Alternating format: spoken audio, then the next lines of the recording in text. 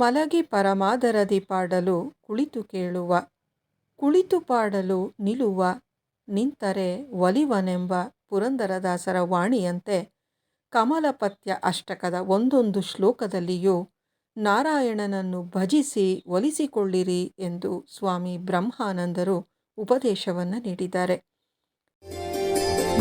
ನಾರಾಯಣ ಹರಿ ನಾರಾಯಣ, ನಾರಾಯಣ ಹರಿ ನಾರಾಯಣ, ನಾರಾಯಣ ಹರಿ ನಾರಾಯಣ, ನಾರಾಯಣ ಹರಿ ನಾರಾಯಣ. 8ನೆಯ ಶ್ಲೋಕದಲ್ಲಿ ಅವರು ತಿಳಿಸಿರುವ ವಿಚಾರವನ್ನು ನಾವು ಈಗ ಅರಿತುಕೊಳ್ಳೋಣ.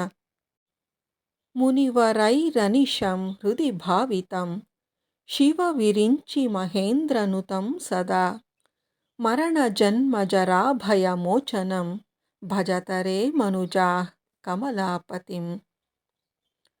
ಋಷಿ ಮುನಿಗಳು ಹೃದಯದಲ್ಲಿ ಹಗಲಿರುಳೂ ಶ್ರೀ ವಿಷ್ಣುವಿನ ಧ್ಯಾನದಲ್ಲಿ ನಿರತರಾಗಿರ್ತಾರೆ. ಶಿವ ಮತ್ತು ಬ್ರಹ್ಮ, ಇಂದ್ರ ಎಲ್ಲರೂ ಸಹ ನಾರಾಯಣನನ್ನು ವಂದಿಸ್ತಾರೆ. ನಮ್ಮಲ್ಲಿ ಆವರಿಸಿರುವ ಜನನ ಮರಣಗಳ ಭಯವನ್ನು ಹೋಗಲಾಡಿಸುವವನು ವಿಷ್ಣು ಮಾತ್ರ. ಆದ್ದರಿಂದ ಕಮಲಾಪತಿ ನಾರಾಯಣನನ್ನು ಭಜಿಸು ಹೇ ಮನುಜ.